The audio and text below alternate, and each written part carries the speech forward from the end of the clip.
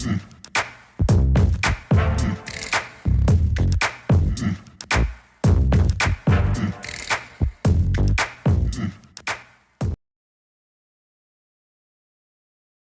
Friends, welcome to cinema ரசிகன். நம்ம இன்னைக்கு மூவி ரிவ்யூவில் பார்க்க போகிற படம் லேட்டஸ்டாக ரிலீஸ் ஆயிருக்கு ஹாலிவுட் படம். படத்தோட நேம் எ குவைட் பிளேஸ் டே 1. இது ஒரு அப்போகலிப்டிக் ஹாரர் த்ரில்லர் மூவி. இந்த படம் குவைட் பிளேஸ் சீரீஸில் ரிலீஸ் ஆகிருக்க 3வது பார்ட். இதுக்கு முன்னாடி 2 பாகங்கள் ரிலீஸ் ஆகிருக்கு. அந்த படங்களுக்கு ப்ரீக்குவலாக இந்த படத்தை வந்து எடுத்து ரிலீஸ் பண்ணியிருக்காங்க. இந்த படத்தோட ஸ்டோரி அண்ட் ரிவ்யூ பார்க்குறதுக்கு முன்னாடி சினிமா ரசிகன் சேனலுக்கு இப்போ தான் ஃபஸ்ட் டைம் வந்திருக்கீங்கன்னா இந்த வீடியோ ஃபுல்லாக பாருங்கள். பிடிச்சிருந்தா லைக் பண்ணுங்கள், கமெண்ட் பண்ணுங்கள். அப்படியே சினிமா ரசிகன் சேனல் சப்ஸ்கிரைப் பண்ணுங்கள். கூட பக்கத்தில் இருக்க பெல் ஐக்கானையும் தட்டி விடுங்க. அப்போ தான் நான் போகிற வீடியோஸ் உடனுக்குடன் சேரும்.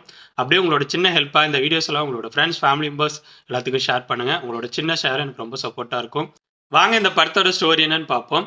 இந்த படத்தோட ஸ்டோரி பேஸ்லைன் என்னென்னா, குவைட் பிளேஸ் இதுக்கு முந்தைய பாகங்களில் இருந்த ஏலியன் பூமிக்கு எப்படி வந்து அட்டாக் பண்ண முதல் நாள், அதுக்கப்புறம் 2 நாட்கள் வந்து என்ன மாரி விஷயங்களில் பூமியில் இருக்கவங்களாம் ஃபேஸ் பண்ணாங்கங்கிறது தான் அவங்க இந்த படத்தோட ஸ்டோரி பேஸ் லைனாக எடுத்துக்கிட்டாங்க. படத்தோட ஸ்டார்டிங்லேயே நியூயார்க் சிட்டியை காட்டுறாங்க. பயங்கர சவுண்டாக இறைச்சலாக நியூயார்க் சிட்டியில் இருக்கவங்கலாம் அவங்கவுங்க வேலையை பார்த்துட்ருக்காங்க. ஹீரோயின் லுபிட்டா நியூயார்க் சிட்டிக்கு ஃபஸ்ட் டைம் வராங்க. அவங்க ஒரு கேன்சர் பேஷண்ட். கடைசி நாட்களை எண்ணிட்டு இருக்காங்க.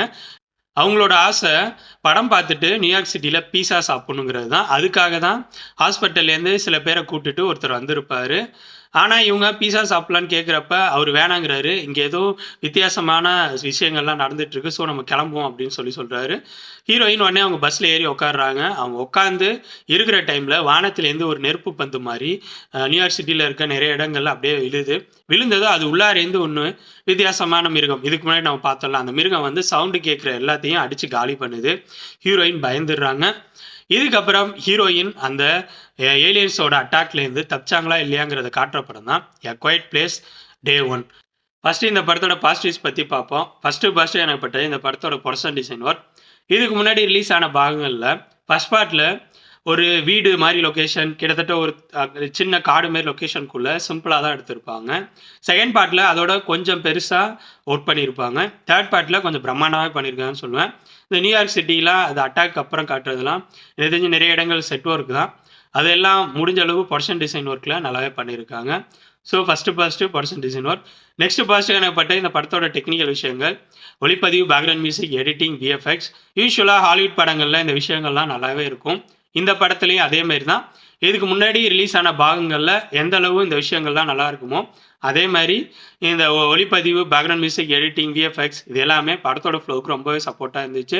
நெக்ஸ்ட் ஃபர்ஸ்ட் எனக்கு பட்டது இந்த படத்தோட சவுண்ட் டிசைன் ஒர்க். இதுக்கு முன்னாடி ரிலீஸ் ஆன பாகங்களையும் சவுண்ட் டிசைன் ஒர்க் தான் இந்த படத்தோட முக்கியமான விஷயம். ஏன்னா சின்ன சவுண்ட் கேட்டாலும் அந்த ஏலியன் வந்து அட்டாக் பண்ணும். ஸோ இந்த படத்துலையும் சவுண்ட் டிசைன் ஒர்க் நல்லாவே பண்ணியிருக்காங்க. அடுத்த பாசிட்டிவ் எனப்பட்ட இந்த படத்தில் நடித்தவங்களோட பர்ஃபார்மன்ஸ் எல்லாரும் இந்த படத்துக்கு என்ன தேவையோ அதை பர்ஃபார்மன்ஸ் வகைங்கிற வகையில் கொடுத்துருக்காங்கன்னு நான் சொல்லுவேன். ஹீரோயின் லுபிட்டா, அப்புறம் ஹீரோ ஜோசப், இவங்க 2 பேர் தான் மேஜரான கேரக்டர்ஸ். படத்தோட முக்காவாசி சீன்ஸில் இவங்க 2 பேர் தான் இருப்பாங்க. இவங்க 2 பேரும் அவங்களுக்கு என்ன கொடுத்தாங்களோ அந்த கேரக்டரை நல்லாவே பண்ணியிருக்காங்கன்னு நான் சொல்லுவேன். நெக்ஸ்ட் இந்த படத்தோட நெகட்டிவ்ஸ் பற்றி சொல்லணும்னா, ஃபர்ஸ்ட் நெகட்டிவ் இந்த படத்தோட ஸ்டோரி லைன், அப்புறம் ஸ்க்ரீன் பிளே. ஸ்டோரி லைன் இதுக்கு முன்னாடி ரிலீஸ் ஆன பாகங்களில் நமக்கு அந்த ஏலியன் வந்து எப்படி வந்துச்சு அப்படிங்கிற பேஸ் லைன்லாம் இருக்காது. ஸோ அது டேரெக்டாக ஒரு மாதிரி சுவாரஸ்யமாக கொண்டு போயிருப்பாங்க. ஆனால் இந்த படத்தில் வழக்கம் போல் நியூயார்க் சிட்டியை ஏலியன் வானத்துலேருந்து வந்து அட்டாக் பண்ணுது. இதான் ஸ்டோரி பேஸ் லைனாக கொண்டு வந்திருக்காங்க. ஸோ இது பார்த்து பழகின பழைய ஸ்டோரி பேஸ் லைன்.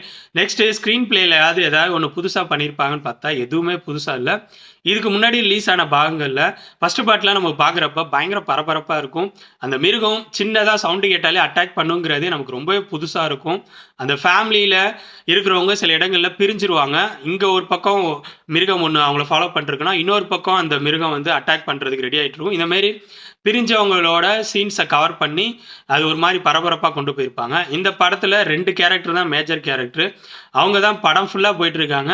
ஒரு டைமும் அவங்க ஏலியன்ஸ்டேருந்து அட்டாக்லேருந்து தப்பிச்சுக்கிட்டே வர மாதிரி தான் காட்டியிருக்காங்க. அது ஒரு கட்டத்துக்கு மேலே சலிப்பை உருவாக்குது. பெருசாக சுவாரஸ்யமாகவும் இல்லை. ஏன்னா நம்ம நிறைய ஹாலிவுட் படங்களை பார்த்துருக்கோம். கிட்டத்தட்ட அதே பேட்டர்னில் தான் இந்த படம் இருக்குது. ஸோ இந்த படத்தில் ஸ்க்ரீன் பிளேலையும் டோட்டலாக கோட்டை விட்டுட்டாங்கன்னு தான் நான் சொல்லுவேன். ஓவராலாக சொல்லணும்னா என்னை பொறுத்த வரைக்கும் பார்த்து பழகின பழைய ஸ்டோரி லைன், அப்புறம் சுவாரஸ்யமே இல்லாத சொதப்பலான ஸ்க்ரீன் பிளேயோட இந்த படத்தை எடுத்து வச்சுருக்காங்க. ரொம்பவே ஆவரேஜான படம். இதுக்கு முன்னாடி குவைட் பிளேஸ் சீரீஸில் 2 படங்கள் ரிலீஸ் ஆகிருக்கு. அந்த படங்கள் பார்த்து பிடிச்ச ரசிகர்களுக்கு கூட இந்த படம் பிடிக்க வாய்ப்பு இல்லை. ஸோ என்னோட ரிவ்யூ ஃபுல்லாக பார்த்துருப்பீங்க. அதை பேஸ் பண்ணி இந்த முடிவை எடுத்துக்கோங்க. இந்த படத்தை பார்க்கலாமா வேணாமான்னு. ஓகே ஃப்ரெண்ட்ஸ், இந்த வீடியோ உங்களுக்கு பிடிச்சிருக்கும்னு நினைக்கிறேன். தேங்க்ஸ் ஃபார் வாட்சிங். இந்த வீடியோ பிடிச்சிருந்தா லைக் பண்ணுங்கள், கமெண்ட் பண்ணுங்கள், ஷேர் பண்ணுங்கள். அப்படியே சினிமா ரசிகன் சேனலை சப்ஸ்கிரைப் பண்ணுங்கள்.